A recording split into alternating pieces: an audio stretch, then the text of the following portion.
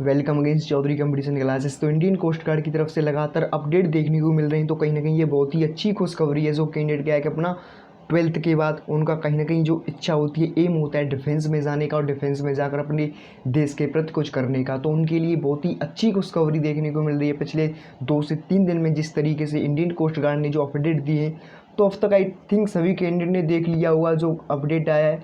और जो आपका फर्स्ट बैच है 2022 का, उसके लिए जो वैकेंसी आई है सभी कैंडिडेट अब तक देख भी लिया हुआ। लेकिन कुछ ऐसे पॉइंट हैं, इस पर आज हम बात करेंगे जो कैंडिडेट इन पॉइंटों को ध्यान में नहीं रखते हैं और बाद में उनको इस पॉइंट का खामियाजा भुगतना पड़ता है।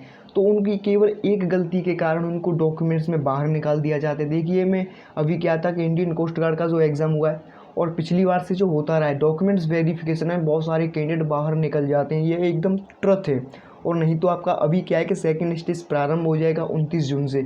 नहीं तो आप उसमें देख लेना कि मैंने आपके लिए क्या बोला था कि सेकंड स्टेज में जब आपका डॉक्यूमेंट्स वेरिफिकेशन किया जाएगा तो उसमें बहुत सारे कैंडिडेट बाहर हो जाते हैं। ऐसा देखने को मिला है पिछले जिस तरीके से इंडियन कोस्ट गार्ड का आपका डॉक्यूमेंट्स वेरिफिकेशन किया जाता है, क्योंकि इसमें क्या होता है, बहुत सारे कैंडिडेट कहीं ना कहीं गलती करते हैं और डॉक्यूमेंट्स वेरिफिकेशन में बाहर हो जाते हैं। आपको ऐसी क्या गलती नहीं करनी है जिससे कि आपको देखिए कहीं ना कहीं आपके आगे समस्या ना हो, तो उन सब पर आज हम बात करेंगे। तो आप यहाँ से इसको डेट देख सकते हैं, आपका 2 जुलाई से और 16 जुलाई तक आपका एप्लीकेशन फॉर्म स्टार्ट हो जाएगा। तो आज 12 जून है, तो कहीं ना कहीं आपके पास अच्छा खासा समय है अभी।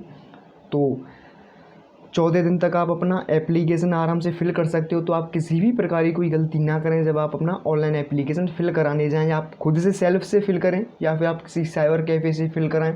तो सबसे पहले तो यही बात है कि आपका जो नाम है, आपका जो आधार कार्ड नेम है और आपका जो मैट्रिक नेम है वह सेम होना चाहिए। इसमें किसी भी प्रकार की एक मिसकैल आपकी एक स्पेलिंग में भी गलती नहीं होनी चाहिए। आप यहाँ से इसको शॉर्टली देखते चलेंगे। एलिजिबिलिटी बताई गई है। जो कैंडिडेट आपका क्या है कि जीडी के लिए अप्लाई करना चाहते हैं, उनका 10+2 होना चाहिए, अर्थात 12th पास होना अनिवार्य है। किसी भी बोर्ड से आप बिलोंग करते हो और उसमें आपका मैथ एंड फिजिक्स अनिवार्य है। वहीं आप जो कैंडिडेट डोमेस्टिक ब्रांच के लिए अप्लाई करना चाहते हैं, अर्थात जो कैंडिडेट 10th में है और उनकी कहीं ना कहीं इच्छा होती है कि उनके मन में डाउट होते हैं कि क्या 10th से हम आर्म फोर्स में जा सकते हैं, तो जी हाँ बिल्कुल, आप जिस तरीके से इंडियन कोस्ट गार्ड ने जो नोटिफिकेशन निकाला है आप यहाँ से इसको देख सकते हैं। जो डोमेस्टिक ब्रांच होती है, डोमेस्टिक ब्रांच के लिए 10th पास आपका अनिवार्य होता है। इसमें किसी भी प्रकार को 12th पास नहीं होना चाहिए। यदि आपने 10th पास किया है, किसी भी बोर्ड से पास किया हो, तो इसमें आप अप्लाई कर सकते हो।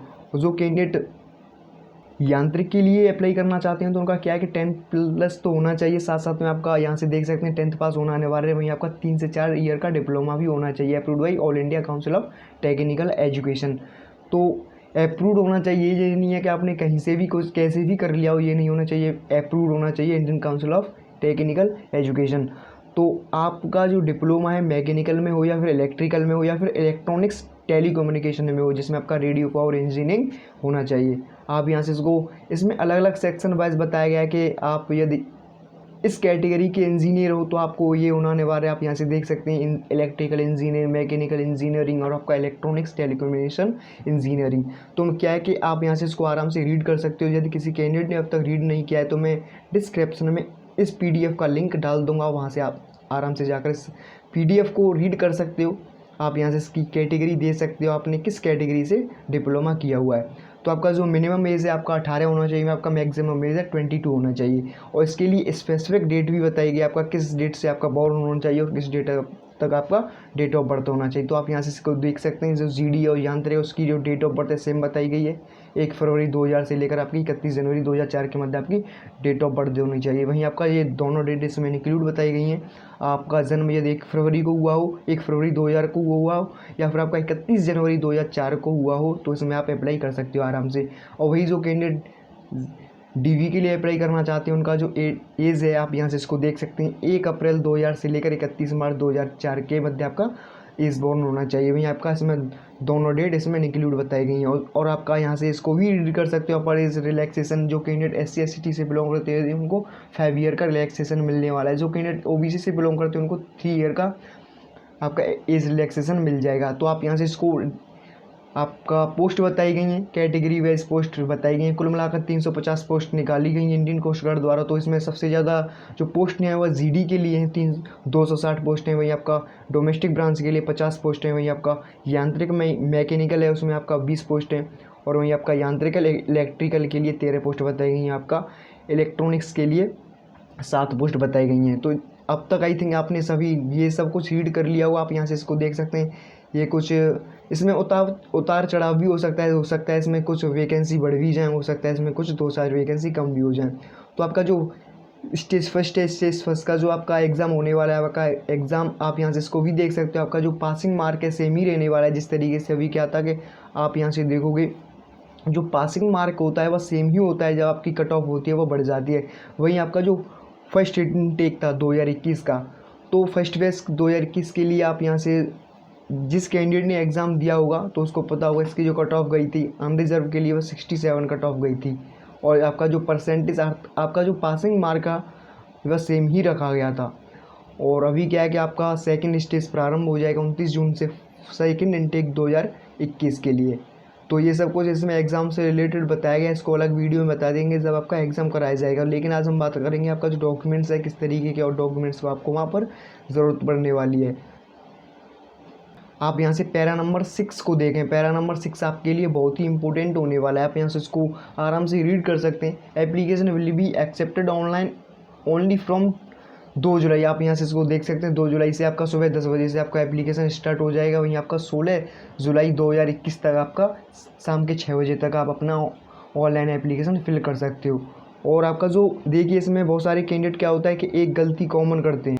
वह गलती क्या होती है कि वो कैंडिडेट क्या करते हैं कि जिस भी साइबर कैफ़े के पास जाते हैं, लेकिन अब तो बहुत जागरूकता हो चुकी है, लेकिन फिर भी बहुत सारे ऐसे कैंडिडेट होते हैं जो कि बहुत सारी गलती करते हैं। सबसे पहली गलती तो वह यही करते हैं कि अपना मोबाइल नंबर और अपनी ईमेल आईडी वहाँ पर फिल नहीं करते हैं। वह साइबर कैफ़े खुद से ही अपनी ईमेल आईडी या फिर अपना मोबाइल नंबर वहाँ फिल कर देता है, तो उनके लिए आगे समस्या आती है।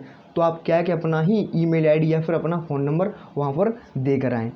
तो सबसे बड़ी तो आप यहाँ से इस बात को ही देख सकते हैं। वहीं आपका जो बी पैरा दिया गया, बी पैरा में आप यहाँ से देख पाएंगे जो कैंडिडेट क्या है कि बहुत ही होशियार बनने की कोशिश करते हैं, तो उनके लिए यह पॉइंट बताया गया था। Candidate can apply for only 1 post. तो केवल आप एक पोस्ट के लिए ही अप्लाई कर सकते हो। या तो आप डीवी के लिए अप्लाई करें, या फिर जीडी के लिए अप्लाई करें, या फिर आप यांत्रिक के लिए। याद आप यांत्रिक के लिए एलिजिबल हैं तो यांत्रिक के लिए अप्लाई करें, या आप यांत्रिक इलेक्ट्रिकल के लिए एलिजिबल हैं तो इसके लिए अप्लाई करें। जिस कैटेगरी के लिए आप, जिस पोस्ट के लिए आप एलिजिबल हैं केवल उसमें ही आप अप्लाई करें। ये नहीं है कि यदि आपने 12th कर रखा है, देखिए एक एग्जांपल लेकर चलें, यदि आपने 12th कर रखा है तो बहुत सारे कैंडिडेट के लिए मेंट में क्या चलेगा कि हम डीवी का भी फॉर्म फिल कर देंगे क्योंकि उनका 10th ऑलरेडी है ही, और आप जीडी का भी अप्लाई कर देंगे। तो ऐसा कुछ होने वाला नहीं है। यदि आपने इस तरीके से गलती की है तो आपका जो ऑनलाइन एप्लीकेशन है आपका कैंसिल कर दिया जाएगा। इसमें सेकंड पॉइंट यही बताया गया है। और में आपका जो सी पॉइंट है, documents to be uploaded in the application, तो यह बहुत ही कहीं ना कहीं मेन पॉइंट है। इन्हीं पॉइंटों को जो कैंडिडेट इग्नोर करते हैं तो कहीं ना कहीं उनको ही मुश्किलों का सामना करना पड़ता है। तो कुछ डॉक्यूमेंट्स आप यहाँ से देख सकते हैं। आपका कुछ डॉक्यूमेंट्स तो अभी आपसे फिल करा लिए जाएंगे जब आपका ऑनलाइन एप्लीकेशन कराया जाएगा। ऑनलाइन एप्लीकेशन जब आप अपना रजिस्ट्रेशन करेंगे फर्स्ट स्टेज के लिए, तो आप यहाँ देख सकते हैं the candidate will be required to uploaded documents in 2 phase. तो 2 फेज में आपको डॉक्यूमेंट्स अपलोड करने की ज़रूरत करनी पड़ेगी। और वहीं आपका कुछ डॉक्यूमेंट्स आपका ऑनलाइन एप्लीकेशन के दौरान आपके फिल करा लिए जाएंगे। वहीं आपका कुछ डॉक्यूमेंट्स जब आप अपना फर्स्ट स्टेज को क्लियर कर जाओगे और जब आपका सेकंड स्टेज का एडमिट कार्ड आएगा तो उससे कुछ दिन पहले आपका सेकंड स्टेज के लिए डॉक्यूमेंट्स अपलोड करा दिए जाएंगे। तो यहीं क्या था कि अभी पंगा फंसा हुआ था। बहुत सारे ऐसे कैंडिडेट थे ये बोल रहे थे कि हमारा जो सेकंड स्टेज है, सेकंड स्टेज जिन्होंने फर्स्ट स्टेज था क्लियर कर लिया था, लेकिन सेकंड स्टेज में क्या था कि उनका जब वो अपना डॉक्यूमेंट्स फिल करने के लिए गए तो उनका क्या था कि उनका जो जब उन्होंने अपना जो लॉगिन आईडी किया और उन्होंने अपना जो फर्स्ट स्टेज था क्लियर कर लिया था, तो उनके पेज पर ऑलरेडी लिखा रहा था वह ऑलरेडी डॉक्यूमेंट्स अपलोडेड। तो ऐसी बहुत सारी गलती देखने को मिली थी। तो लेकिन इसमें कैंडिडेट की तो गलती नहीं थी, और कहीं ना कहीं इंडियन कोस्ट गार्ड की तरफ से देखिए आगे हो सकता है कि इसमें अपडेट और देखने को मिल जाए। तो ऐसा क्या हुआ था कि देखिए जब आप बहुत सारे ऐसे साइबर कैफ़े वाले होते हैं, यदि आप अपना जो डॉक्यूमेंट्स होता है उसको वहाँ पर देख कर आते हो, तो क्या होता है कि वो अपना सर्टिफिकेट और ये सब कुछ अपलोड करा लेते हैं तो पहले से ही। तो उनका क्या था कि सेकंड स्टेज के लिए जब उनके लिए डॉक्यूमेंट्स अपलोड करने के लिए बोला तो उनका ऑलरेडी डॉक्यूमेंट्स अपलोड आ रहा था। तो आपको यहाँ पर जो फर्स्ट स्टेज के लिए जो कंपलसरी डॉक्यूमेंट्स बताए गए हैं केवल उनको ही यहाँ से फिल करें, कुछ एक्स्ट्रा यहाँ पर आप करने की कोशिश ना करें, क्योंकि आप एक्स्ट्रा करोगे तो वो भी आपके लिए प्रॉब्लम है। केवल आपके लिए जो डॉक्यूमेंट्स बताए गए हैं और जिस तरीके से बताए गए हैं केवल आपको वही करना है। और आप यहाँ से देख सकते हैं जो कैंडिडेट क्या होता है कि जो फ़ोटोकॉपी होती है, फ़ोटोकॉपी का आप स्कैन कराकर अपलोड करते हो तो आपका रिजेक्ट कर दिया जाएगा। आप यहाँ पर देख सकते हो आपका फ़ोटोकॉपी नहीं होनी चाहिए, वहीं आपका self attest photocopy to be scanned. आपका जो ओरिजिनल आपका कोई भी किसी भी प्रकार का कोई डॉक्यूमेंट से आपका ओरिजिनल होना चाहिए, उसकी आप फ़ोटो स्कैन ही करें, उसकी फ़ोटोकॉपी स्कैन ना करें। और वहीं आपका यहाँ पर जो पॉइंट बताए गए इसको पॉइंट को एक बार रीड कर जाएं। Compulsory documents to be uploaded by all candidate during online application. तो इसमें साफ साफ जो फर्स्ट पैरा दिया गया passport size recent colour photograph, तो आपका जो passport size photo recent colour photograph जब आप अपना ऑनलाइन एप्लीकेशन फिल करेंगे तो क्या है कि देखिए अभी 2 जुलाई से आपका ऑनलाइन एप्लीकेशन फिल कराया जाएगा, 16 जुलाई तक आपका फिल कराया जाएगा। तो अभी आपके पास अच्छा खासा समय है, तो आप आज से ही अपना डॉक्यूमेंट्स की तैयारी कर लें।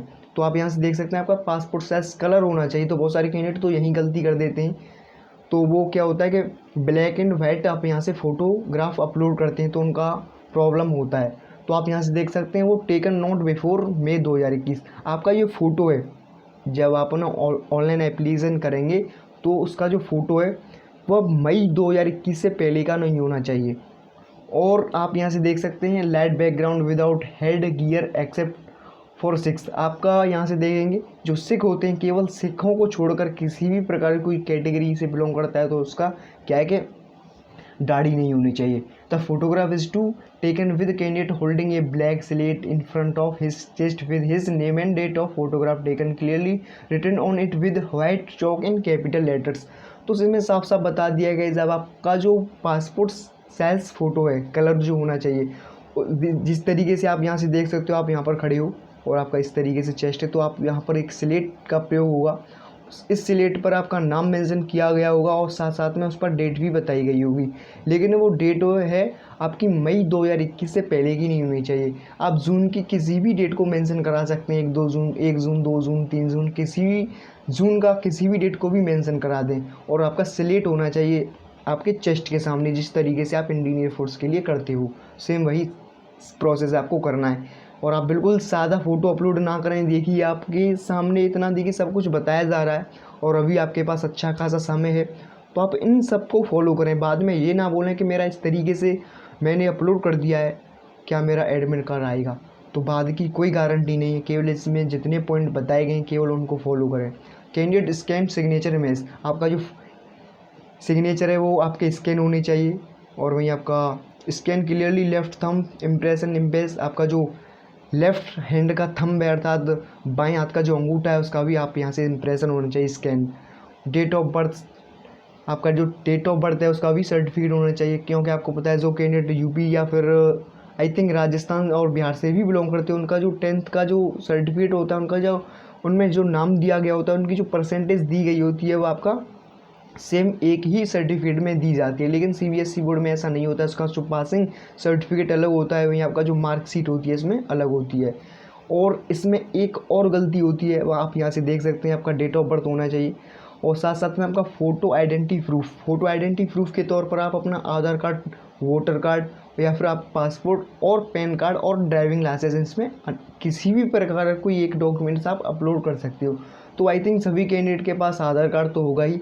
तो आप यहाँ से देखें आपके आधार कार्ड की जो डेट ऑफ बर्थ है और आपकी जो 10th क्लास की डेट ऑफ बर्थ है वो आपकी सेम होनी चाहिए और साथ साथ में उसमें आपका नाम, उसके पेरेंट्स का नाम बिल्कुल सेम होना चाहिए। यदि इसमें किसी भी प्रकार की कोई मिस्टेक होती है तो सबसे पहले जब आपका ऑनलाइन एग्जामिनेशन कराया जाएगा तो वहीं आपको बैठने का मौका नहीं दिया जाएगा।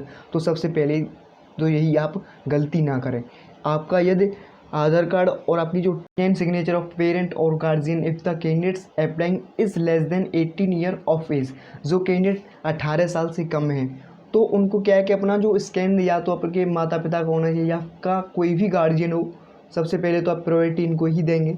तो और लेकिन आप यहाँ से इसको देख सकते हैं जो कैंडिडेट 18 से कम है, अपने पेरेंट्स या फिर गार्जियन का आपका यहाँ से स्कैन सिग्नेचर अपलोड करना है।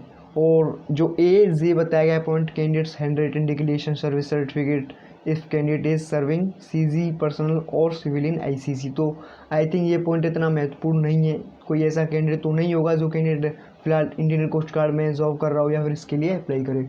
तो है तो आराम से आप यहाँ से अपना जो हैंड रिटन डिक्लेरेशन फॉर्म आराम से फिल कर सकते हो और इसको भी आप अपलोड कर सकते हो। और वहीं आपका जो additional document to be upload by Navik GD candidate only during online examination, ये तो अनिवार्य है ही। साथ साथ में जो कैंडिडेट जीडी के लिए अप्लाई करना चाहते हैं उनका 10th का तो होगा ही, साथ साथ में 12th की मार्कशीट और सर्टिफिकेट। देखिए सर्टिफिकेट और जो मार्कशीट है वह सेम ही है यदि आपका इसमें डेट ऑफ बर्थ और यदि आपके इसमें मार्क दिए गए हैं तो। और लेकिन सीबीएसई बोर्ड का ऐसा नहीं होता है। सीबीएसई बोर्ड में आपका जो मार्कशीट होती है अलग होती है, सर्टिफिकेट अलग होता है। लेकिन जो स्टेट बोर्ड है, स्टेट बोर्ड की मुझको पता है, यूपी बोर्ड का आपकी जो मार्कशीट होती है, जो सर्टिफिकेट होता है सेम ही होता है। तो आप इसमें कन्फ्यूज़ ना हो कि ये मार्कशीट क्या है कि ये सर्टिफिकेट क्या है। और वहीं जो कैंडिडेट यांत्रिक के लिए अप्लाई करेंगे तो उनका डिप्लोमा तो होना चाहिए, साथ साथ में आप यहाँ से इसको भी देख सकते हैं। ये कुछ डॉक्यूमेंट्स हैं फर्स्ट स्टेज के लिए। सेकंड स्टेज जब आपका होगा तो सब आपका सेकंड स्टेज के लिए डॉक्यूमेंट्स बता दिया जाएगा कि सेकंड स्टेज के लिए आपको कौन कौन से डॉक्यूमेंट्स अपलोड करने हैं। आप यहाँ से इसको एक बार इसको भी देखें। आपका जो एग्ज़ाम होना है आपका मिडिल सितंबर या फिर एंड सितंबर में होगा, चाहे आप जीडी के लिए अप्लाई किया हो, चाहे आपने डीवी के लिए अप्लाई किया हो, चाहे आपने यांत्रिक के लिए अप्लाई किया हो। और वहीं जो सेकंड स्टेज है, सेकंड स्टेज आपका जस्ट 1 मंथ आपके बाद प्रारंभ हो जाएगा। वहीं आपका जो स्टेज 3rd एंड 4th है वो आपका अर्ली फरवरी में प्रारंभ हो जाएगा जीडी का। वहीं आपका जो कैंडिडेट डीवी के लिए अप्लाई करेंगे उनका अप्रैल 2022 में प्रारंभ हो जाएगा। और जो कैंडिडेट यांत्रिक के लिए अप्लाई करेंगे उनका जो आप यहाँ से देख सकते हैं फरवरी में 2020 में 3rd stage and 4th stage प्रारंभ हो जाएगा। आई थिंक आपके समझ में सब कुछ आ गया होगा। और फिर भी आपके मन में कोई डाउट हो तो आप बेझिझक आकर कमेंट में आकर पूछ सकते हो। और फिलहाल आपको यही बताना है, डॉक्यूमेंट्स आपको बता ही दिए हैं किससे कि आपका जो फर्स्ट स्टेज है, फर्स्ट स्टेज में आपको किस तरीके से डॉक्यूमेंट्स अपलोड करने हैं। जैसे कि आप